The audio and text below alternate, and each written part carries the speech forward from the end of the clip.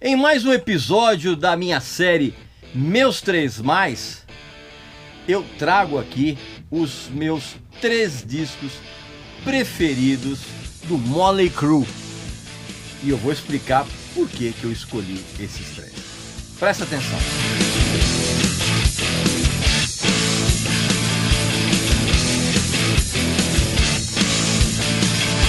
Meu amigo e minha amiga, eu tenho uma dica sensacional para você.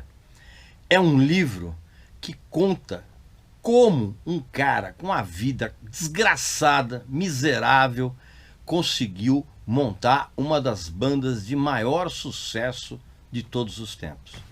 Eu estou falando desse livro aqui, ó. Meus Primeiros 21, Como Me Tornei Nick Six. Pois é, cara, é o baixista do Mötley Crüe contando como ele conseguiu montar o Mötley Crüe, tendo uma vida repleta de tragédias, de dureza, de grana, de problemas, de confusões. É um verdadeiro manual de perseverança, vamos dizer assim, mesmo dentro de um universo completamente maluco. E tem, evidentemente, aquele texto completamente sincero do Nick Six. É um livro perfeito para você entender como funcionava também toda aquela época do finalzinho dos anos 70, começo dos anos 80, em termos de show business, o que era necessário para vingar naquela época.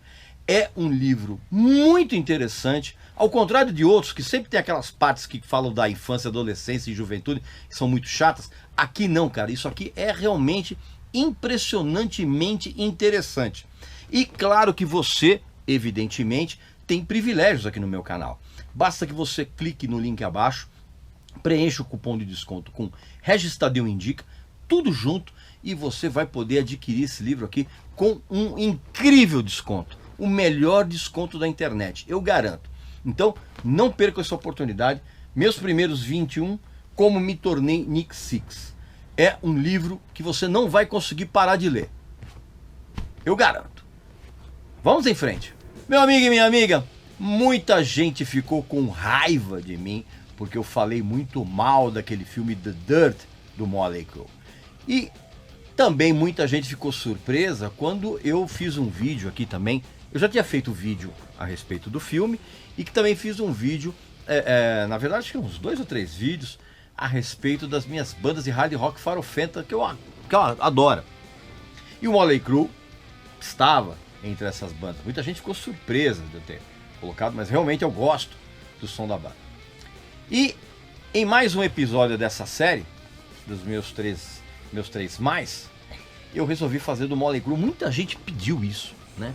Muita gente não acreditou que eu gosto de Mötley Crüe. Vou trazer aqui os discos aqui para vocês. Claro que antes você vai fazer a sua inscrição aqui no canal, vai visitar a nossa loja que tem uns produtos muito legais, como essa camiseta aqui, que é perfeita para quem é fã de Mötley Crüe. O Mötley Crüe, ele é uma daquelas bandas que se tornou um nome icônico, vamos dizer assim, na hora de você contar a história do hard rock americano, sabe? Não tenha dúvida disso. E quando eu falo hard rock, eu digo que Mötley Crüe nunca foi heavy metal, tá? Então esquece esse papo, nunca foi heavy metal. E é uma banda que se tornou conhecida, infelizmente, nem tanto pela qualidade dos seus discos, mas principalmente por aquelas atitudes extra-palco, aquelas histórias de bastidores. Aliás, poucas bandas levaram tão a sério aquela tríade sexo, drogas e rock and roll,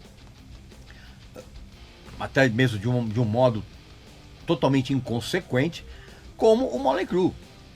E outra coisa, inconsequente, irresponsável, né? E em contrapartida comercialmente bem sucedida, né? Nesse mergulho, nessa coisa de sexo, drogas e rock and roll. E obviamente que os discos venderam muito bem nos Estados Unidos e os shows sempre foram muito concorridos, e nas décadas ao longo da carreira da banda, eles mantiveram uma grana um fluxo de caixa, vamos dizer assim, bem legal, por conta das turnês, com vendas de ingressos, na maior parte do tempo. Vamos deixar bem claro isso. Eu, inclusive, sugiro que você assista ao Apostos que Você Não Sabe, que eu fiz do Motley Crue, no qual eu contei um monte de histórias a respeito de todos os discos, inclusive, e incluí nessa série do Apostos que Você Não Sabe os 3 discos que eu vou citar aqui agora. Como eu gosto bastante da discografia do Motley Crue, aqui estão os meus 3 álbuns preferidos. Terceiro, vamos dizer assim, na ordem de preferência, é o Shout at the Devil, né? Que é o segundo álbum da banda, que é um pouco, vamos dizer assim, um pouco melhor produzido em relação ao disco de estreia, que é esse aqui, ó, que é o Too Fast for Love, né? Aliás, eu tinha a edição nacional em LP do Shout at the Devil, que era a capa em pentagrama, né? Que inclusive essa capa foi meio que proibida, ou foi muito criticada nos Estados Unidos. Então, quando saiu em CD, que eu fiz, né, aquela famosa burrada de passar os discos para frente, quando saiu a edição em CD, eles não colocaram. Mas eu vou recomprar essa edição do Shout at the Devil em vinil com a capa em pentagrama. Uma hora eu encontro por aí. Mas enfim, então esse disco, ele era um pouco melhor produzido que o Too Fast for Love, ok? E ele tem um repertório, como é que eu vou dizer, mais enxuto e ao mesmo tempo mais direto em termos de canções pesadas, vamos dizer assim. É curioso que esse disco, o som de guitarra desse álbum, ele tem uma certa compressão, então que de uma certa forma tirou um pouco do peso das canções, mas isso foi feito de uma maneira intencional, justamente para que as canções pudessem ter uma maior possibilidade de tocar nas rádios americanas. Obviamente, cara, as letras são umas besteiras assim, que chegam a ser ao mesmo tempo constrangedoras e divertidas ao mesmo tempo, né? E o mais incrível, cara, é que as canções desse disco realmente funcionam assim naquela voz terrível que o Vince Neil tinha nessa época aqui, que era uma espécie de Pato Donald do metal. Inclusive ele era páreo duro para o Udo Dirk Schneider do Accept, que também é outro Pato Donald do metal. Se bem que o Vince Neil era uma espécie de Pato Donald do hard rock, e o Udo Dirk Schneider era o Pato Donald do metal, sacou? A faixa título desse disco, obviamente, que é Shout at the Devil, ela foi, caso você não tenha pensado nisso até hoje, não tenha percebido, ela foi muito influenciada por aqueles temas, aquelas músicas épicas do Saxon. Na parte instrumental, evidentemente, né? Principalmente na fixação em criar um refrão que fosse bem grudento, e realmente você tá entendendo? O que eles conseguiram, inclusive, nessa música e em dezenas de outras canções ao longo da carreira.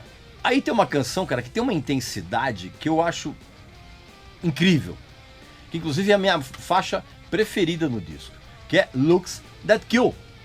É a minha favorita mesmo. E é curioso assim, porque tem um contraste muito grande quando você vê o clipe dessa música, que é um clipe tão ruim, cara, mas tão ruim que é sensacional. E a fórmula musical dessa canção, a mesmíssima fórmula, ela é repetida numa outra canção do álbum, que é a Knockin' Dead Kid. Pode reparar que as duas canções são muito similares.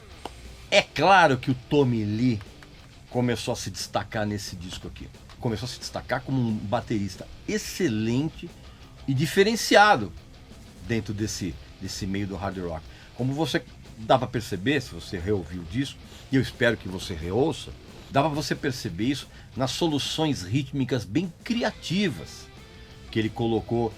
Por exemplo, tem uma balada pesada chamada Danger. Presta atenção na bateria que o Tommy Lee faz nessa música, cara. que inclusive essa canção ela é legal, cara. Mesmo que ela tenha uma letra completamente patética, a respeito de Hollywood ser uma cidade à parte dentro de Los Angeles, você tá entendendo? Isso só funciona na cabeça dos posers. E, aliás, é preciso que você tenha um senso de humor bem afiado para você não se irritar com as letras das músicas desse disco aqui. E outra coisa, o Tommy Lee também presta atenção no que ele faz numa outra canção que é uma paulada aqui desse disco chamada Bastard, né? E principalmente como é que eu vou dizer? Como diria antigamente o pessoal da Rock Brigade, num petardo veloz, né? Que é Red Hot, né? Que é uma canção, você vai reparar bem, cara, ela é totalmente inspirada no Twisted Sister. Você não tinha pensado nisso, né? Presta atenção. E a mesma coisa acontece numa outra canção que é um pouco mais cadenciada, chamada 10 Seconds to Love, que também tem uma letra bizarra e muito ruim a respeito de ejaculação precoce e com os comentários bem depreciativos, né, a respeito das garotas. E aí quando você vai reouvir esse disco, você vai reparar que tem uma espécie de vinheta instrumental chamada God Bless the Children of the Beast, que tem uma similaridade com a introdução de Rock Bottom do Kiss. Tá? E isso não foi por acaso, você tá entendendo? Presta atenção. Aí depois dessa vinheta instrumental, vem a boa, mas muito boa versão que o Motley Crue fez para o grande clássico dos Beatles, que é Helter Skelter. E essa é uma canção que você pode ver que ainda soa bem até hoje. Aí tem uma outra canção aqui chamada Too Young to Fall in Love, que é uma música que deu, na época, muitas pistas do tipo de som que o Motley Crue ia fazer nos anos seguintes, né? Nessa mescla de hard rock com pop radiofônico, além de ter, evidentemente, uma das piores letras de todos os tempos. Mas mesmo assim, esse disco aqui, para mim, é o meu terceiro preferido dentro da discografia do Motley Crue. E eu sugiro que você reouça esse disco com muita atenção e realmente você repare o quanto as canções funcionam bem dentro do álbum. O meu segundo álbum preferido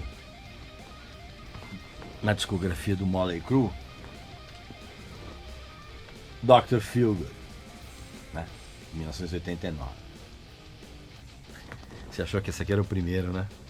Não, tem um outro.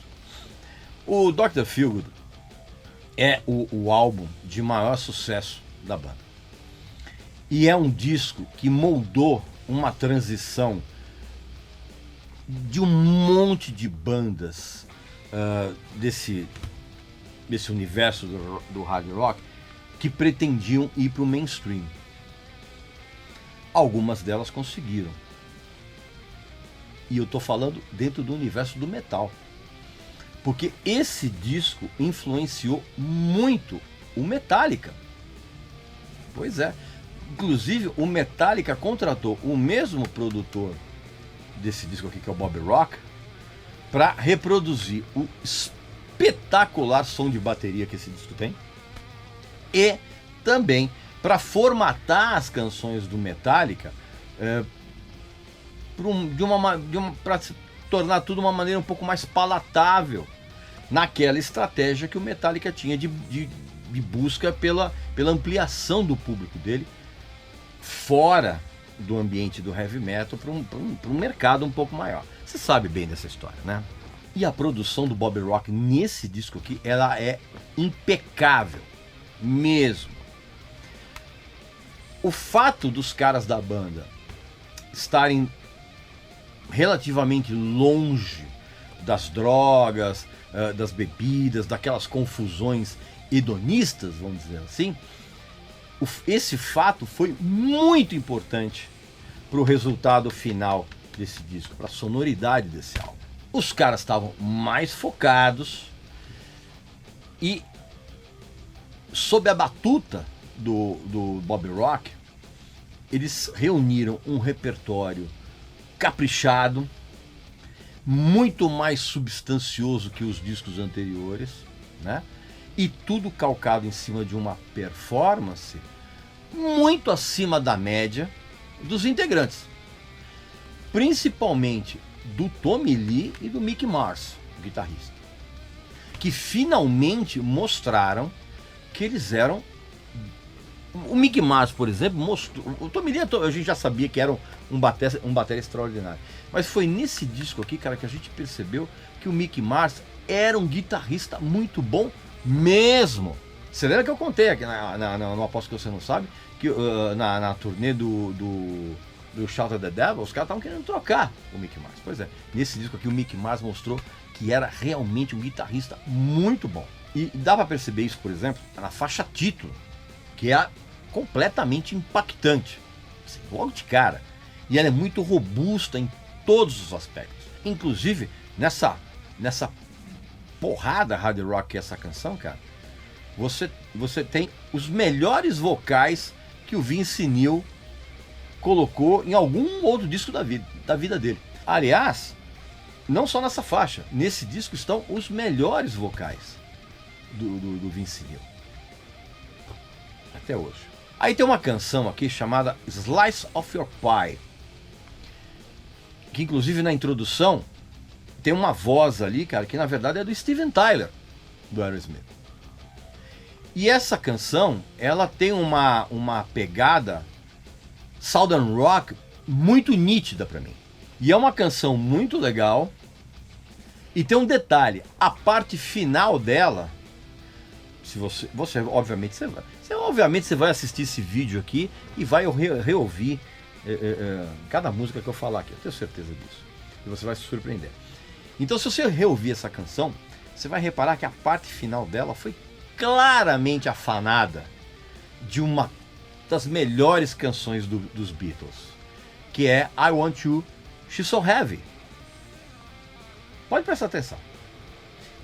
Mas assim, a canção é demais. E depois vem uma outra canção também muito legal, chama-se Rattlesnake Shake, que de uma certa forma remodelava o que a banda pretendia ter mostrado no disco anterior, que eu também gosto bastante, cara, que é o Girls, Girls, Girls, né? Tem um naipe de sopros assim muito bem colocado dentro do arranjo da Rattlesnake Shake. Tem também uma outra canção chamada Stick Sweet,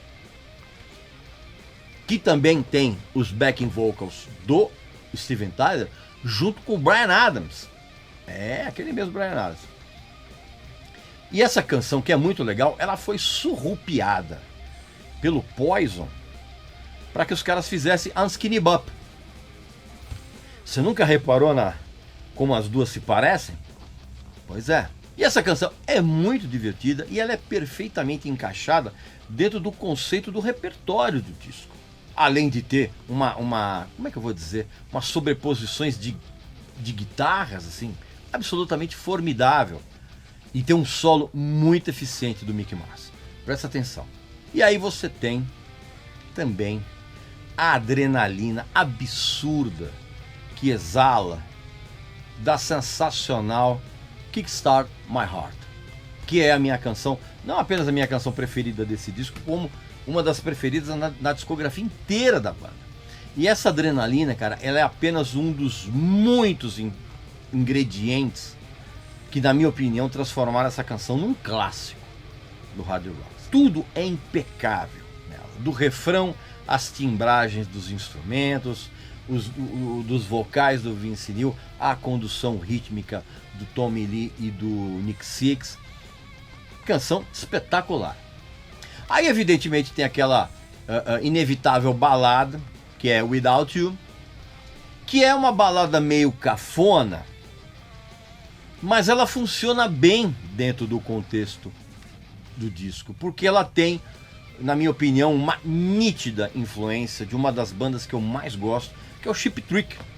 Aliás, não foi à toa que o vocalista do Cheap Trick, o Robin Zander, e o guitarrista, o Rick Nielsen, eles foram convidados pelo Motley Crue para fazer backing vocals numa canção chamada bem legal, chamada She Goes Down, que é uma faixa que ela é frequentemente esquecida quando as pessoas se referem a esse disco aqui. E essa música, curiosamente, ela tem um som de bateria completamente diferente das outras, do restante das faixas desse álbum. Ela tem um som, inclusive, mais abafado. Eu até hoje não descobri o motivo disso. Acho bem estranho, sim, mas enfim. E essa influência do Cheap Trick, juntamente com ecos do Slade, por exemplo, reaparecem na faixa que encerra o disco, que é muito legal, chamada Time for Change, que também é injustamente esquecida quando as pessoas se referem a esse disco aqui. E aí você tem uma canção chamada Same Old Situation, ou SOS, que o refrão dela é um ótimo exemplo da importância do refrão em transformar uma canção que é aparentemente medíocre numa música memorável, que é realmente o que a canção se transformou, cara. Assim como tinha acontecido, por exemplo, no disco anterior com Girls, Girls, Girls, né? Refrão matador. E tem uma outra canção chamada Don't Go Away Mad, Just Go Away, como subtítulo, que ela tem uma nostalgia escondida nela. Porque ela é uma espécie de balada meio acelerada, né? E tem um refrão muito grudento, cara, grudento que nem piche. E é uma canção muito boa para você ouvir numa estrada ensolarada, sabe? Uma viagem ensolarada, na estrada, a bordo de um carro que tem um ótimo som para você ouvir. É a típica música, cara, que mostra o que o Bon Jovi deveria fazer e não consegue. Então, reouça esse disco aqui, porque ele é realmente um álbum sensacional. Muito mais que sensacional, é o meu álbum preferido do Mötley Crüe. O disco Mötley Crüe de 1994. É um dos discos mais injustiçados de todos os tempos. É o primeiro e único disco sem o Vince Neil. Ele foi substituído aqui pelo ótimo John Corabi. E esse disco, cara, ele teve a falta de sorte, vamos dizer assim, de ter sido estigmatizado tanto pelos antigos fãs quanto pelo pessoal que estava se apaixonando pelo grunge. Ele é um disco pesadíssimo, que deixou a banda muito mais próxima do universo do Soundgarden e do Alice in Chains. Eles abandonaram aquela onda de fazer umas letras ridículas dos discos anteriores e eles abordaram temas novos, de um modo mais sério e com uma sonoridade, bicho, inacreditável. O quarteto, ele tinha tudo para adquirir finalmente um alto grau de credibilidade artística.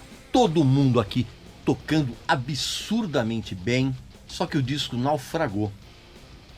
E isso aconteceu, cara, porque as paradas de sucesso da época, elas precisavam, na minha concepção, obrigatoriamente sentir menos saudades dos tempos e que definitivamente tinham ficado para trás. Então, nas letras das músicas não haviam mais garotas dispostas a fazer qualquer tipo de sexo, não havia mais qualquer tipo de vulgaridade, não tinham canções para que os fãs da banda sonhassem em liberar suas fantasias, você tá entendendo? E não havia, e também não havia absolutamente nada de errado nisso, cara. Era simplesmente um sinal de maturidade artística, de uma maturidade musical. Por exemplo, você pega a primeira música, a música que abre o disco, que é Power to the Music. Sem mais delongas, era uma canção que já avisava que a gente estava diante de uma banda diferente, de uma banda madura, de uma banda adulta. E vamos falar a verdade, era tudo o que o fã baba-ovo do Mötley Crüe não era e não queria ser. Isso que é o pior. E essa música, por exemplo, ela flertava realmente com a sonoridade do Soundgarden. E é uma canção que ainda hoje, cara, ela é uma alternativa, eu diria que essencial, para quem não acredita mais no impacto da primeira faixa de um álbum, né? Uma coisa que eu sempre falo aqui, que a ordem das músicas é extremamente importante, e aqui ela é perfeita. Um outro grande problema, cara, foi que os fãs ouviam esse disco aqui, e para eles não havia a predominância de faixas um pouco mais aceleradas. As únicas exceções eram inclusive faixas incríveis, que eram Smoke the Sky, a outra aqui que era qual que é aqui? Poison Apples, e tinha uma outra chamada Welcome, cadê? Welcome to the Numb. Então, Smoke the Sky, Poison Apples e Welcome to the Numb eram faixas aceleradas, espetaculares, mas essa velocidade de andamento não era predominante no disco. Inclusive, essas músicas poderiam perfeitamente estar no Dr. Feelgood, no disco anterior, né? Por exemplo. A maior parte desse disco aqui, cara, era composta de temas com umas cadências rítmicas, como é que eu vou dizer, mais tortas, né? E espetaculares. Você pega, por exemplo, Uncle Jack, e tem uma outra chamada, cadê aqui? Dropping Like Flies. Pois é. Você pega essas duas canções, cara, e você vai reparar como o Tommy Lee brilha nessas canções. Na condição de bateria, os riffs e os solos do Mick Mars são excelentes, né?